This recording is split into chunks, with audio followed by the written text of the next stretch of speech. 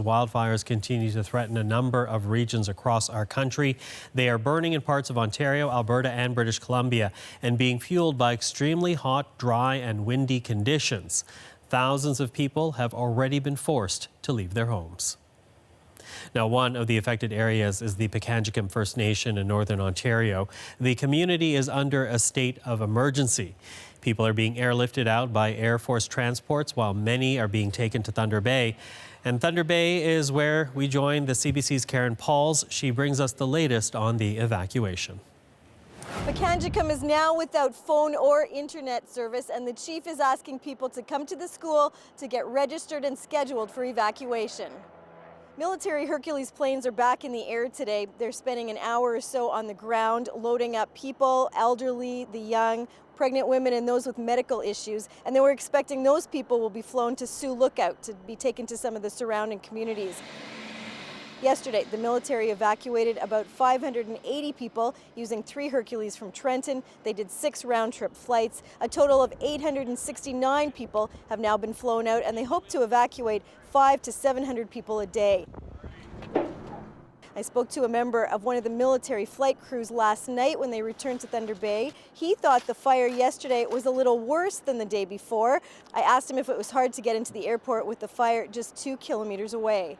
There's a lot of coordination with the water bombers and the helicopters that are assisting in putting out the fire. So there are times where we have to give them a little bit of leeway so they can get their stuff done and then make room for us to get in. Our staff are trained to deal. In Thunder Bay, this fire chief worries this is just the beginning of a bad wildfire season. Wildfires will be a problem, I think, as they are every year. It's just when the wildfires are closer to communities that the evacuations happen. We heard there were some small rain showers overnight in the community, and everyone's hoping Mother Nature will cooperate with the firefighting efforts.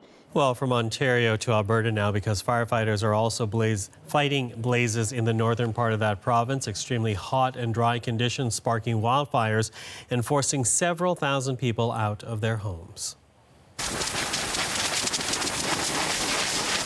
The town of Trout Lake is under an evacuation order as emergency crews grapple with a 133,000-hectare fire. Meanwhile, smoke hangs in the air in communities such as High Level, where 5,000 residents have been evacuated. Alberta officials say the weather forecast is not expected to improve for the next 2 weeks. And for more, we turn to Rafi Boujakanyan, who is in Slave Lake, where residents are now on high alert.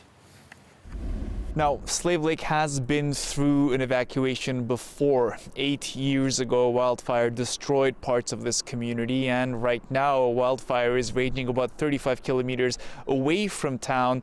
And Slave Lake is saying that it's not going to get off guard this time, so they've set up water tankers around the community. They've put residents here on an 8-hour evacuation notice, so everyone we've been speaking to has already packed their bags and has filled up on gas and is essentially waiting to leave if they have to. One resident I spoke to said he moved here in 2012, so a year after that big fire. He moved to a house that was spared by those flames, and he's worried about what could happen next. Here's a little bit of our exchange. It's just crazy. I mean, we've put so much work into this house. This house survived the last fire. We bought it when we moved up here, and I've been working on it since. And the realization yesterday, I was saying to my wife, was all the work we've put into it, for that to just go would just be, terrible. Now, if an evacuation were to occur here, it would be the second one in a matter of weeks for hundreds of people who are currently in Slave Lake. They're the ones who've actually sought refuge here, so they've escaped from yet another fire that is raging near the community of High Level, further north in Alberta. And High Level has been put under an evacuation order, so those people have come here, and now they're hoping they won't have to go through that sort of thing again.